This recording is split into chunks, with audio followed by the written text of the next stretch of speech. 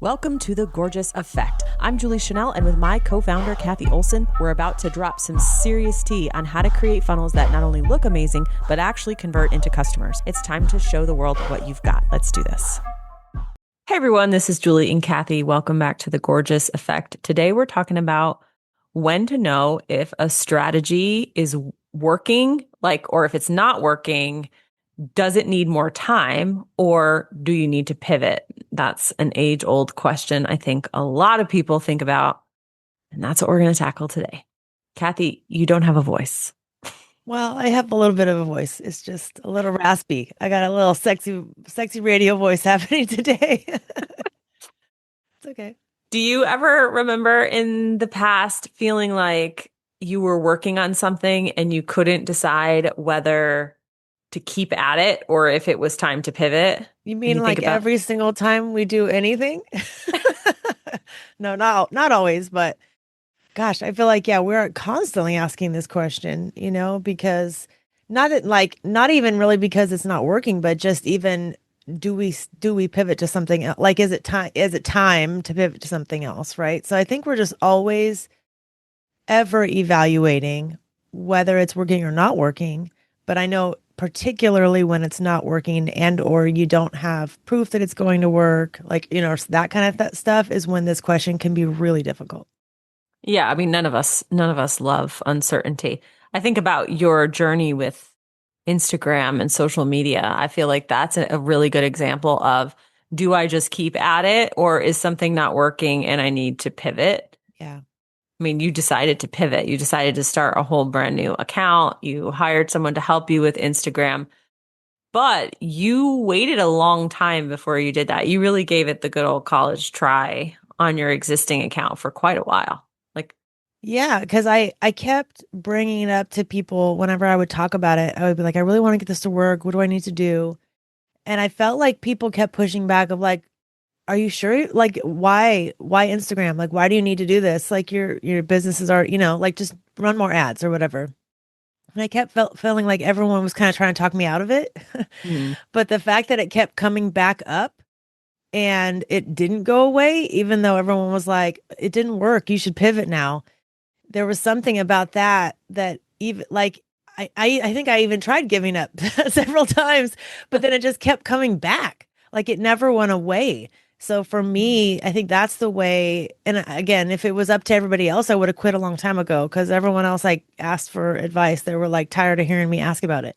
And they were like, do something else. Obviously, this isn't working.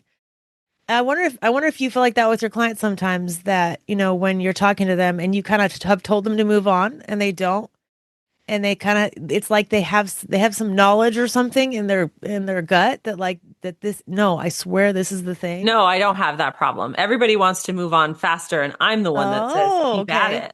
So I'm a weird one.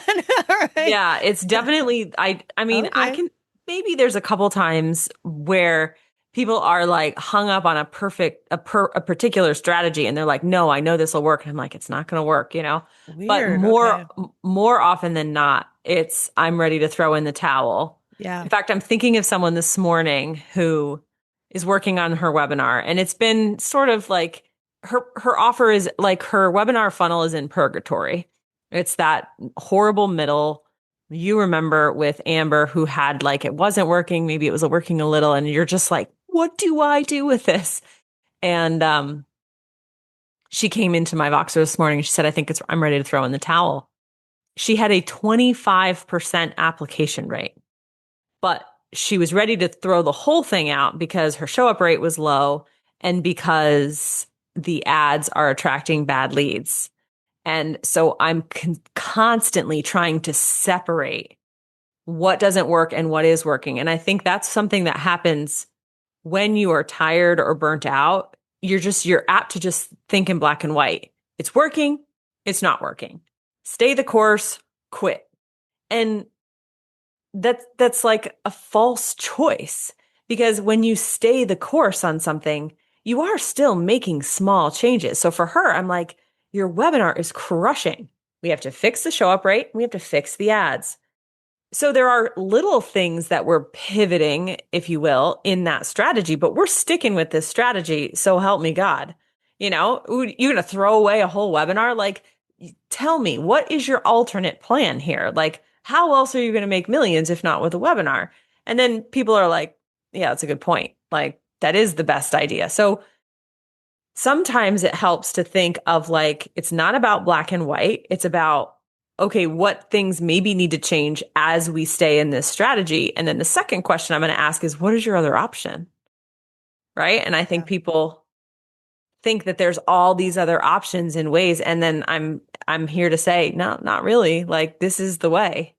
It's hard, but it's the way. Yeah, now that you walked me through that, that was my exact thought process, but just with myself. So, Uh, right? So like everything you said, it was like there was two me's, right? There was almost like Coach Cathy and yeah. then like Amber Cathy or whatever, Yeah. Julie Cathy and then Amber Cathy. And that is exactly this what you just said is exactly what I went through. Like I tried this, it didn't work. I think I should give up. And then I thought, well, no, maybe you need to try this other thing or whatever, or maybe it's just the format, or maybe it's just, da da da, or maybe it's just you have an old account that made in 2009 and you have friends and family. And so your reach isn't getting, like it Yeah. was like uncovering, well, could it be this? Could it be this? Could it be this? Could it be this? Could it be this? Like, just like what you're saying, what you walk through of like, okay, let's try something else. Let's try something else. Let's try like, because there is no other option. Exactly the same. That's exactly the same. I don't feel like this problem was ever going to go away. So I just had to keep trying to figure out what the next, the next right step would be for it. Yeah. I think that's a good point. And if you are prone to shiny object syndrome or you're following a lot of people, like I always hear about this one particular business guru that people are like, well, she's doing that, right? And it's like selling a million different little low ticket courses. And so people think, oh, well, I know exactly who you're talking about. that's the strategy that's going to make me all this money because look at what she's doing, right? And they don't like the path over here. And I was on a sales call with someone yesterday and they were like, this is, it was a membership strategy. And like, this is a strategy that, we have to use. And I started to ask a couple of questions and I could see his wheels turning. And he was like, oh, I didn't think of that. I didn't think of that. So I think it's partly that people think that there's other ways to do things and they just have to find that right bullet and then it'll be easy. Yeah, so it's kind of what you're saying is that you are finding changes within the thing. They are finding more micro changes. They want macro changes. They Yeah. think, oh, it's the whole offer. Let's try another. And you're like, no, let's try this one thing. And so kind of that's what I'm hearing is that, like you said, if you decide there really isn't another option and you do have to stick with it, right? Because you don't have, like it's working or whatever, it's giving you some kind of hope. Then what is the micro change versus the macro change of starting over and creating something brand new and having and going to zero with no guarantee? I mean, that is a scarier, riskier place to be. Exactly. Exactly. And I will say that the scientific method that I learned in fifth grade has been very handy for me in the funnel world because if someone comes to me and I just think about webinars because there's just so many like little things you can do. But if someone comes to me and they've done 80% of the correct choreography, they're using the right equipment, they have gotten their offer validated, and they're checking all these boxes. There's really only like three things left that it could be. And I think a lot of times when people are asking the question, should I stick with this strategy or should I change it? They're not reducing the possible variables. Someone has a webinar, they're using the wrong software, they didn't have a coach, the offer's never been proven, they flew by the seat of their pants with the webinar. Not a lot of people showed up. They're not using text message marketing. I mean, good luck trying to find what variable is the actual problem. And I think if you can reduce that so that there's like, okay, check, check, check. And this is what I did with like Amber. So Amber is like one of Cathy's dear friends and she's been my client for years. she was checking off the boxes. Like there were so many boxes that she was checking. And I was like, there's got to be only one or two things here that we've really got to fix. And once we found those levers and we fixed them, the whole thing took off. And yeah, I think about her almost daily because if anyone was going to quit and feel like they had put in the time, it was her. And I'm so glad she didn't. Yeah, and it's sometimes I know it's weird. I feel like a lot of people aren't really a lot of people well people that aren't entrepreneurs aren't really born with this like I don't know, I guess grit or something. There's like some weird, motivational drive that has you doing this when you could be doing much easier things in your life, you know? It's like, Yeah. I don't know if it's like being in pain. I don't know what it is, um, but I mean, I think it's worth it, obviously, but most people give up way before that. But I also think that sometimes beginner entrepreneurs tend, maybe even intermediate, tend to give up a little quicker because they haven't seen the ups and downs. You remember that famous like image where it's like, yes, it's working. No, it's not. Yes, it is. No, it's not. Yeah. Like that is normal. And once that becomes normalized and you kind of have a few of those under your belt, then you're like, okay, this is doing what it always does. Business is businessing, this is totally normal because you'll start to get momentum and then you will get knocked almost all the way down, sometimes all the way down, and you'll have to start over. And you have to have that like grit or whatever that weird thing is in our genes. It makes us. Yeah. But I do think it's like, part of it is you knowing that this is normal and it's normalized and it's not just a linear growth pattern. Yeah. And I think that is also handy because if if you go in with the expectation that it's supposed to be smooth sailing versus being prepared for it to be a bumpy ride, you're going to be more apt to stick it out. And I honestly think that there are way, way more people in the business world that quit before they see the goal versus people who stay doing something too long when it doesn't work. I think that's much more common. You know what I'm thinking about? This is so funny. I'm gonna This is just like a little personal aside about normalizing what something feels like. So, we have chickens and sheep and all this stuff, and I've never lived on a farm and I don't know what I'm doing and everything I do, I think, is this normal? Should I quit? Should I do this? And a couple months ago, we found a rat in our chicken coop. And I don't know what it is about rats that skeeve me out so bad, but I at that moment believed that we had the most disgusting chicken coop in all the land for a rat to be in a chicken coop. Like I didn't understand that it was common for rats to be in chicken coops. And I immediately wanted to murder all my chickens so that I could get rid of the rats. Like it was a very dramatic response. Like we're never having chickens again. Thankfully, AC talked me down and we got an exterminator to come out and he was setting the traps. And he came back just today and said, "Oh my gosh, I just came from a farm. You guys, this is so easy. Like this is fine. Like we've already got it under control. You should see this other farm." And that's when I realized I'm like, I am doing this in a vacuum. I think this is not normal. This is 100% normal.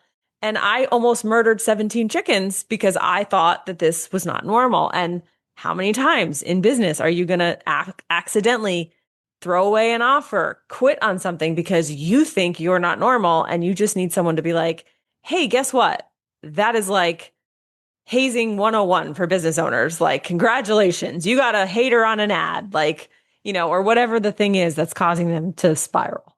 Yeah. I mean, did we learn nothing from Charlotte's Web? Isn't there like a rat in that story? Okay, fine. But still, I I'm was like, like, it's funny that you say that because I'm like, of course there are rats. Wherever there's food and stuff around and there's comfortables, they're gonna come. Like, and then you're like, oh my gosh, this is the ultimate. Like, this means I ultimately failed because there's rats. It's like the last, thing. I remember seeing your stories on that, and I was like, "Why is she freaking out about this so much?" And I just, okay, let her I know do. most people would be like, whenever I show my Instagram stories of my 6 foot snakes that are in the garden, they're like, that should ski. It doesn't bother me at all. But for some reason, a rat was like, you're dirty, the chickens are dirty. It just like Yeah. activated all of that. And Yeah, yeah. but yeah, so but I'm sure everyone has that thing of like, oh, if this happens, then I'm gonna lose my crap, right? Of like Right. whatever. There's certain things that you're like, oh, who cares, whatever, hater comments. And then other people are like, oh my gosh, hater comments, like that took me out for a full day or whatever, you know. Exactly. So it's just, yeah, hitting your weak spot, right? Of like, even if someone like says something mean to you, sometimes it doesn't hurt because you don't care. And then other times they say something mean and it's something that you really like. That's like your Yeah. thing. That's like your thing that you freak out about or whatever. Yeah, I think it's the same thing. And I'm sure there are things that everyone has that some people think are no big deal and other people think are a big deal. But so yeah, I feel like what you're kind of getting at is that the answer to this question is no, you haven't waited long enough or you haven't Most tried in enough. Yeah, most like you're saying, cases. most Yeah. people give up Yes. too soon. So it's probably you're giving up too soon and you haven't changed. There is a thing that you need to look at. I also wanted to say when you were kind of mentioning that the little things that you test, that I think people they hate testing stuff. Like it's a really Mm. uncomfortable place to be. And so they want a macro test because they want to get it over with. But that's the Yeah. worst way to do it. Like you're saying, it's like you have to do like change one thing in order because then otherwise you don't know. Like it's the same thing with A/B testing, right? If you change 10 things on a page and it doesn't do well, you have no idea what didn't do well, right? And so but you want to save time. So let's change 10 things instead of one thing. And so, Yeah. but it's like, no, it doesn't work that way. You have to just be patient and let the data and tell you what it's, and like look at it, like even with ad spend, right? If something doesn't work, immediately people want to shut it off versus making a change. And it's just scary and it sucks and it's uncomfortable. And you just have to like live through it in order to get the lesson. But you can't get the lesson unless you sit with that. It's so true. Well, guys, I hope that helps answer the question. That topic came from my Instagram DMs. Lynette, thank you. That was a great question. And if you want us to chat about something here on the Gorgeous Effect, please DM us at Funnel Gorgeous and let us know. We'll talk to you soon. Hey, gorgeous. Thank you so much for listening to today's episode. And if you're thinking, okay, but what now? We've got you. So just for listening today, we want to give you a gift. Head over to learngorgeous.com. We're going to grab some free resources, free trainings, this month's specials, and everything you need to keep going. Until next time, make it gorgeous.